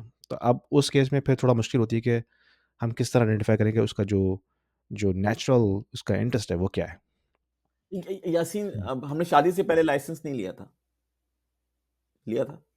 लाइसेंस किस चीज़ का? वही ना, किस आप पूछ रहे हैं किस चीज का? हाँ। अच्छा, जब आपने लाइसेंस नहीं लिया था तो आपको सारे प्री रिक्विजिट नहीं पता? फर्स्ट टाइम शादी की, फर्स्ट टाइम बेबी हुआ, फर्स्ट, ये सारे काम फर्स्ट टाइम हुए, और स्टेक्स इनके कितने हाई हैं? हुँ, कितने हाई स्टेक्स हैं, नहीं है ना? तो इसलिए इवन ये जो आइडेंटिफिकेशन है ये हम कर ही नहीं सकते। कैसे कैसे करेंगे? या तो मैंने इस पर डिग्री ली हुई हो कि जी मेरा जो कोर मैंने मास्टर्स किया हुआ है वो ह्यूमन टैलेंट आइडेंटिफिकेशन में किया हुआ है। हुँ, इट्स अ सब्जेक्ट। ये कोई आसान चीज थोड़ी है। दुनिया की सबसे कॉम्प्लेक्स चीज कौन है? इंसान। तो ये कोई ब्लैक एंड व्हाइट तो है नहीं, हुँ। ये ऐसा होगा तो वैसा होगा। हम चाहते जरूर हैं कि जिंदगी हमारी सिंपलीफाई हो जाए, लेकिन दुनिया दुनिया की सबसे कॉम्प्लेक्स चीज जो है हाँ, वो इंसान है। यानी कि ये एक पूरा प्रोसेस है। और ये कुछ कुछ लोगों के लिए प्रोसेस छोटा हो सकता है, कुछ के लिए बहुत बड़ा हो सकता है। अब वो हाँ। बिल्कुल, और कुछ के लिए बिल्कुल ऑब्वियस नहीं। जिनके हुँ, लिए ऑब्वियस नहीं, इसका मतलब ये थोड़ी कि वो यार ये समझ नहीं आ रहा तो इसको कंफ्यूजन में जिंदगी गुजार देते हैं। हुँ, ना ना ना, आओ भाई, इसका मतलब है बाहर के लोगों से मिलते हैं, आए, यूनिवर्सिटीज पे रिसर्च हो रही होगी, वहाँ मेंटोर्स हो, रिसोर्सेज हैं आपके पास हुँ, जिनसे आप कनेक्ट कर सकते हैं। इवन साइकेट्रिक्स हैं जो कि प्रोबेबली वो उनसे वो बातें करेगा या करेगी जो आपसे नहीं करेगा वो। और उनका काम ही यही है कि किसी तरह से बातें करके उस चीज को आइडेंटिफाई करना जो कि हम एज अ पेरेंट इमोशनली नहीं कर सकते, हुँ, नहीं कर सकते, क्योंकि आप फॉर ग्रांटेड लेते हैं बेतहाशा चीजों को एज ए ह्यूमन। बिल्कुल। बस, तो इसलिए मेरा पॉइंट है कि आपको उसको एआई के लिए तैयार करने की जरूरत नहीं है। आपको जो सबसे ज्यादा उसको देखने की जरूरत ये है कि वो बाहर से लेकर क्या आया है। हुँ, एआई उसको हेल्प करेगी अपने टैलेंट के थ्रू शाइन करने के बिल्कुल, इंटरेस्टिंग। मेरा मेरा असल में जो सवाल का जो दूसरा इंटेंशन तो ये था कि बाज़ औक़ात हम या स्कूल में भी जो पढ़ाने का अंदाज़ है, जिस तरह आपने बात की थी एंटी स्कूल वाली, वो वही ट्रेडिशनल स्टाइल है जो कुछ हद तक हमने भी देखा है अपनी ज़िंदगी में। लेकिन अब जिस तरह से यानी कि जो मेमोराइज़ेशन का कॉन्सेप्ट है ना हमारा, अभी भी स्कूल में वो चलता है। तो अब तो आपके बिल्कुल फिंगर टिप्स पे हर चीज़ मौजूद है ना। किसी भी किस्म की इन्फॉर्मेशन, किसी भी किस्म की नॉलेज, आप चैट जीपीटी से वॉइस में बात कर सकते हैं। वो आपको सॉल्यूशन सजेस्ट कर सकता है डिफरेंट प्रॉब्लम्स की। तो उस केस में अब बच्चों को क्या किस तरह से उनको गाइड करना चाहिए या वो खुद अपने आप को किस तरह नेविगेट करें कि what is the right process? लिए। देखिए, नवंबर हुँ, 2022 चैट जीपीटी लॉन्च होता है। बिल्कुल। और 19 अब ऑलमोस्ट तक 2 इयर्स। दुनिया, हुँ, 2 साल हो गए, दुनिया चेंज कर हुँ, देता है। क्यों चेंज कर देता है? क्योंकि ये तीसरा बड़ा रेवोल्यूशन है। सबसे बड़ा रेवोल्यूशन इन नॉलेज का जो था वो थी प्रिंटिंग प्रेस। हुँ, आज किताबें आपके हाथ में हैं, किस वजह से हैं? प्रिंटिंग प्रेस की वजह से हाथ में। नॉलेज डिस्ट्रीब्यूशन नेटवर्क क्रिएट हुआ था। हुँ, उसके बाद जो सेकंड बड़ा रेवोल्यूशन आया वो था 90s का, जब इंटरनेट जो है वो एक्सेस में आ गया। हुँ, एक पाकिस्तान में एक छोटे से वही बच्चे को मिल गया और हार्वर्ड के पीएचडी को मिल गया। अब इंटरनेट ने जो इंफॉर्मेशन जमा की थी वो उसने आपकी सिचुएशन के मुताबिक आपकी जबान में कस्टमाइज कर दिया। हम्म, और ये इंटेलिजेंस कोई 30 साल पुरानी है जो जमा हुई है। तो ये तीसरा बड़ा रेवोल्यूशन है, और इस रेवोल्यूशन को समझने के लिए सबसे आसान चीज ये है कि आप अब तक जो पहले कर रहे थे वो बेसिकली इसीलिए कर रहे थे क्योंकि चैट जीपीटी आया नहीं था। हम्म, तो आप चैट जीपीटी का काम किए जा रहे थे पहले समहाउ। कोई लंगड़ा था, कोई लूला था, कोई स्प्रिंट कर रहा था, कोई कुछ कर रहा था, और सब ये समझ रहे थे कि तुम तो बड़े चैंपियन हो। बट चैट जीपीटी ने कहा कि देखो फंडामेंटली तो मैं सारे काम कर दूंगा, सारे काम मैं फंडामेंटली कर दूंगा। हम्म, तुम ही मुझे बताओ कि तुम्हें तुम्हें करवाना क्या है, हम्म, तुम्हें क्या चीज करवानी है। क्योंकि तुम नॉलेज प्रोसेसिंग के लिए नहीं आए हो, तुम प्रॉब्लम आइडेंटिफिकेशन के लिए आए हो। तो तुम्हारी प्रॉब्लम आइडेंटिफिकेशन की स्किल्स कैसी हैं? यानी अगर आप पूछे ना मैं अपने बच्चों को क्या करना सिखाऊं, उसको बताएं, उसे सिखाएं कि हर चीज प्रॉब्लम है, ये भी प्रॉब्लम है, ये भी प्रॉब्लम है, ये भी प्रॉब्लम है, ये भी प्रॉब्लम है, ये भी प्रॉब्लम है। इतनी बात करें उस प्रॉब्लम की कि वो प्रॉब्लम जो है ना वो खेल लगे। हम्म, अरे पता है पप्पा क्या हुआ आज, आज हम सुबह वहां गए, उन्होंने ये कहा, मैंने ये कहा, फिर हम लेट हो गए, ये हो गए, फिर लेट हो गए, वो तो बस निकल गई। देखें कितनी बड़ी प्रॉब्लम थी, और आपके ख्याल से ये क्यों हुई प्रॉब्लम? तो प्रॉब्लम्स प्रॉब्लम्स प्रॉब्लम्स प्रॉब्लम्स। हम्म, तो अगर बच्चे की आई बंद हो जाएगी ना प्रॉब्लम आइडेंटिफिकेशन की, तो वो फिर एआई को यूज करेगा उसको। सॉल्व करने के लिए। हम्म, वेरी मैं आपको वेरी। एक छोटी सी एग्जांपल देता हूं। 2015 में डायबिटीज डायग्नोज हुई थी। मैंने एक रैंडम टेस्ट कराया अपना, तो उसमें से डायबिटीज निकली। हम शॉक में चले गए, हम क्योंकि हम समझते थे कि हमें पता है हमारे फादर को मेरे पैदा होने से पहले से थी। तो उस घर में हम पले बढ़े जहाँ पे हर वक्त इसी चीज का डिस्कशन होता था। खैर ली नॉलेज फिर काफी घुसे, हो सकता है कि एक और सेशन भी करें आपके साथ इसके ऊपर भी, बड़ा इंटरेस्टिंग टॉपिक है ये भी। वो मैंने स्टोरी सुनी थी आपकी वली की पॉडकास्ट पे। सुनी थी वो? हाँ। हाँ, अच्छा अच्छा। तो हुआ ये कि हमने कहा कि हमारे खाने का सबसे बड़ा प्रॉब्लम क्या है? हमने कहा रोटी है। रोटी रोटी तो बड़ी जरूर चाहिए होती है, सब खाते हैं ये वो। नहीं नहीं, रोटी प्रॉब्लम, रोटी को सही करना है, रोटी को सही करना है। तो हमने एक मल्टी ग्रेन मल्टी सीड इस तरह करके ना आटा वाटा बनाया कि हमने कहा यार वीट कम करो और बाकी इसको ना ऐड करो दूसरी चीजें, क्योंकि वीट के अंदर सर्टेन चीजें अच्छी हैं, सर्टेन चीजें बुरी हैं। हमें आटा ही क्यों, मतलब वीट ही क्यों खाना है? हम ज्वार क्यों नहीं खाते, हम बेसन क्यों नहीं खाते? ये ना करके हमने बना लिया था। अब to cutting the long story short, अभी हम उसकी जो रेसिपी यूज करते हैं वो एआई ने बना के दी हुई है हमें। अच्छा। क्योंकि मैं जितनी भी, देखिए मैं कोई न्यूट्रिशनिस्ट तो हूं नहीं, हाँ। है ना। मुझे तो लगा कि खाने का एक फंडामेंटल प्रॉब्लम है रोटी का, और ये रोटी मैंने नहीं खानी, होल व्हीट रोटी मैंने नहीं खानी। आप बताएं क्या खाएंगे? हम्म, अच्छा अब चलो ये जमा कर लो, ये जमा कर लो, ये जमा। अब इंफॉर्मेशन जितनी थी की, लेकिन एक हद होती है ना, हाँ। आपका कोई सब्जेक्ट थोड़ी है वो। अब जिस तरह से मैं रेसिपी बनवाता हूं उससे, चैट जीपीटी से, हम्म, वो कोई इंसान तो मुझे बना के नहीं दे सकता। बिल्कुल। क्योंकि अगर और आप उसने वो सारा मैच कर दिया। खुद भी करते तो आपने गूगल पे जाके सर्च करना था ना।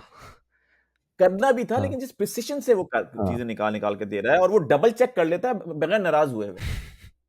डांटता भी नहीं है, नाराज भी नहीं होता, 10 दफा बोलो फिर भी चला जाता है, यू नो। हाँ। वाओ। सो सो सो मैंने उससे वो डिजाइन करवाई, और उसने मुझे एक एग्जैक्टली सारी चीजें बता दी कि जी ये बीज डलेंगे इसके हम्म, अंदर, ये कंट्रीब्यूट करेंगे, ये दालें डलेंगी इसके अंदर, ये कंट्रीब्यूट करेंगे। हाँ। तो वो मुझे एक ऐसी चीज दे दी जो अब मुझे उसकी कंप्लीट नॉलेज है, कि जब मैं उस रोटी को खाता हूं हम्म, तो मैं बेसिकली ये खाता हूं, और अब बाकी दिन में मेरा ये बच गया, तो अब मैं इसको इस तरह से कवर करता हूं। हम्म, पहले मेरे पास ये कोई नॉलेज ही नहीं थी।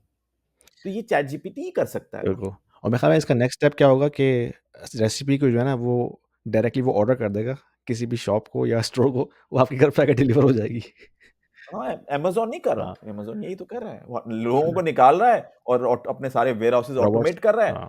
ड्रोन्स ड्रोन्स लगा रहा है। वो तो कोई होगा नहीं, आप इंटरनेट पे क्लिक करोगे, हम्म, वहाँ पे एक्टिविटी स्टार्ट हो जाएगी। खट, खट, खट, खट, खट, खट, खट, खट, खट, खट, सारा काम हो जाएगा। हम्म, फ़िक्र की कोई ज़रूरत ही नहीं है।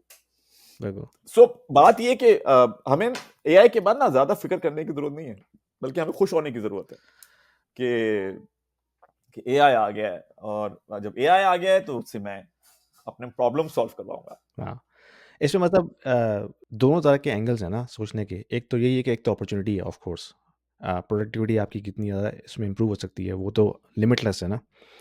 लेकिन हर कोई हमारी तरह एआई पे इतना अप टू डेट नहीं है।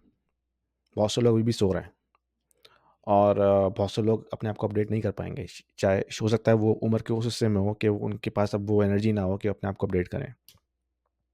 उनकी जॉब्स जो हैं वो रिप्लेस होंगी और मास स्केल के ऊपर होंगी। तो ये एक बहुत बड़ा ऑफ कोर्स एक खौफ है, डर है कि उसका सोसाइटी पे, इकोनॉमी पे क्या इम्पैक्ट आएगा। That is a I think million dollar question, जो मैं खुद भी सोचता रहता हूँ कि अगले 5 साल के अंदर जो चेंज आने वाला है, आई थिंक मेजॉरिटी ऑफ लोगों को पता ही नहीं है कि क्या होने वाला है। ना ना सिर्फ the way we use technology but also societal impact, economy, human की जो जो पूरी सोसाइटी सिविलाइजेशन क्रिएट हुई हुई है, उस पे क्या इम्पैक्ट आएगा। तो ये बड़े नहीं, आप 100%। ये बड़े ट्रबलसम किस्म के क्वेश्चंस हैं मेरे ज़हन में। वो ट्रबलसम हुँ, हाँ है, बट इसमें अब ये भी समझने की जरूरत है ना कि जो आप लफ्ज यूज करते रहे एजुकेशन का, तो वो अब वो जो आपकी, क्योंकि अंडरस्टैंडिंग एजुकेशन के लफ्ज से कभी ठीक ही नहीं थी, हुँ, तो रियलिटी तो कुछ नहीं देखती। रियलिटी बल्कि बाइट्स करती है ना, काटती है रियलिटी। तो अब वो रियलिटी जो है वो चैट जीपीटी की शक्ल में आ गई है, जो बेसिकली ये बता रही है कि तुम एजुकेशन के नाम पे ना तुम बर्बाद कर रहे थे, या और तुमने, क्योंकि तुम समझे कि एजुकेशन ऐसी होती है, ये होती है, स्कूलों भेज दो, ये कर लो, फिर उनमें से कोई अंडरडॉग निकल कर आ जाएगा, हुँ, स्टीव जॉब टाइप, ये कुछ इत्तेफाक से आइंस्टाइन बन जाएगा, इत्तेफाक से ये हो जाएगा। तो बस ये इत्तेफाक से कुछ होंगे, बाकी सारे के सारे जो है ना वो सब सब बेकार ही हैं, क्योंकि वो असल में समझे ही नहीं है। बेसिकली तो जो करंट स्कूल सिस्टम है वो तो एक लेबर वर्क प्रोड्यूसिंग सिस्टम था जो कि इंडस्ट्रियलाइज़ दौर में बनाया गया था ना, 1950s में, 40s में। वही चल रहा है अभी तक, उसको चेंज नहीं हुआ। तो और वो तो क्वेश्चन यही है हाँ, ना कि हर चीज इवॉल्व आपने कर दी, आपने एजुकेशन की अंडरस्टैंडिंग ही इवॉल्व नहीं की है, हुँ, और जिसको आप एजुकेशन कहते हैं वो एजुकेशन का इबाम है। हाँ। आपका जम्पशन है कि आपके पास एजुकेशन। और मेरे ख़्याल में यही वजह है कि मैं देख रहा हूँ कि होम स्कूलिंग का जो रिवाज है वो बढ़ता जा रहा है अब आजकल।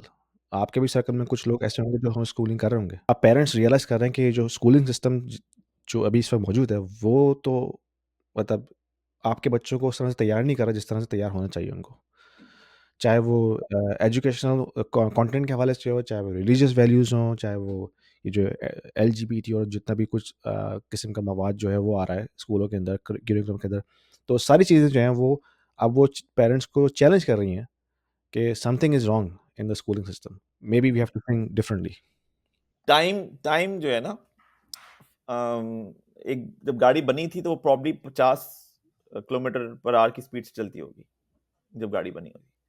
अब जो है वो 400 किलोमीटर पर आवर की स्पीड से चलती है। हुँ, आप भूल गए हैं कि आप उस गाड़ी में बैठे हुए हैं, क्योंकि पहले दौर के अंदर इंटरनेट और मोबाइल था नहीं, हाँ, तो इन्फॉर्मेशन की जो स्पीड थी वो इतनी स्लो थी कि हर जमाना स्लो स्लो चलता था, हर चीज स्लो स्लो होती थी। मुझे याद है हमने I-20s के लिए अप्लाई किया था, करते थे, दो दो तीन तीन महीने में जवाब आते थे, महीना तो 20 दिन तो हमारे जाने में लगते थे उस लेटर के, और फिर जवाब आते थे दो दो तीन तीन महीने में होता था। अब क्या है, अब अप्लाई कर दीजिए, ईमेल अगर कल सुबह नहीं आई तो आप परेशान हो जाएंगे, हुँ, और यार मैंने तो अप्लाई कर दिया था, अभी तक ईमेल नहीं आई उनकी। यानी आपको हर चीज अब सेकंड्स और माइक्रो सेकंड्स के अंदर हुँ, अंदर चाहिए। लेकिन तो ये वाली चीज ये है कि इस वक्त जो डिजास्टर की जो आप बात करें, वो डिजास्टर ये है कि क्योंकि आप कोई 400 किलोमीटर पर आवर की स्पीड की गाड़ी में बैठे हुए हैं, और आप जा रहे हैं, और आपको अंदाजा नहीं है कि मैं कितनी तेजी से जाके इस चीज को हिट करूंगा, हुँ, क्योंकि नॉलेज एक्सचेंज की स्पीड इतनी इतनी तेज हो चुकी है। बिल्कुल।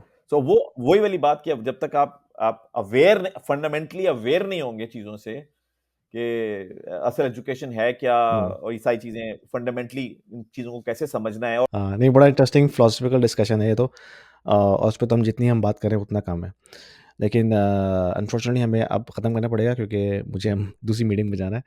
नहीं नहीं नहीं, मौसम भाई जबरदस्त थैंक यू वेरी जबरदस्त। मच। बड़ा ही फिलॉसफिकल डिस्कशन रहा हमारा इस हवाले से, और मुझे उम्मीद है कि ऑडियंस जो है ना इसको अपनी ज़िंदगी में ज़रूर इंटरेस्टिंग पाएँगे। चाहे वो बच्चों के एजुकेशन के हवाले से हो या फिर एंटरप्रेन्योरशिप का जो पूरा प्रिंसिपल है उसके हवाले से, ख़ास तौर पे जो लोग आना चाह रहे हैं एंटरप्रेन्योरशिप की तरफ, ऑफ कोर्स वो उसको इंटरेस्टिंग पाएंगे। तो हम इंशाल्लाह इसको कंटिन्यू करते हैं। मोहसिन भाई, एक और पॉडकास्ट मैंने आपसे बिल्कुल करनी है बिल्कुल बिल्कुल। जिसमें थैंक यू हम सो मच फॉर आपका जो गिविंग पूरा प्रोजेक्ट है रियल एस्टेट का, हम उससे बात करेंगे नेक्स्ट वीक इंशाल्लाह। तो until next time, thank you very much. Thank you so much. अल्लाह हाफिज। हाफिज़। Are you a non-US tax resident and looking to open a business in the US? Well, this video is very important for you, so watch it till the end. Basically, if you are a non-US tax resident, which means you don't have SSN, which is your tax identification number, which means when you open a bank account or you open a Stripe account or PayPal account or Amazon business account or any business account, you need your SSN number in order to open any of these accounts in the US. Well, if you are a non-US tax resident, which means you don't have SSN with you, you can have another identification which is called ITIN. So ITIN is similar 9-digit number which is used for tax purposes if you are a non-US tax resident. So whenever you apply for a business account or bank account or payment processing account like PayPal or Stripe or even Amazon FBA seller, or registering a business in the US, you can use ITIN instead of SSN. This will help you to set up all of these things even though you're not a US tax resident. So if you're in Canada, Latin America, Europe, UK, Australia, or anywhere in the world, you can apply for ITIN and you can use ITIN to register a business, open up the business accounts, open up the payment processing account in the US, and pretty much do all the tax related stuff using ITIN even though you don't have SSN. One of the unique use case for ITIN is if you are a non-tax resident but you have a US based income.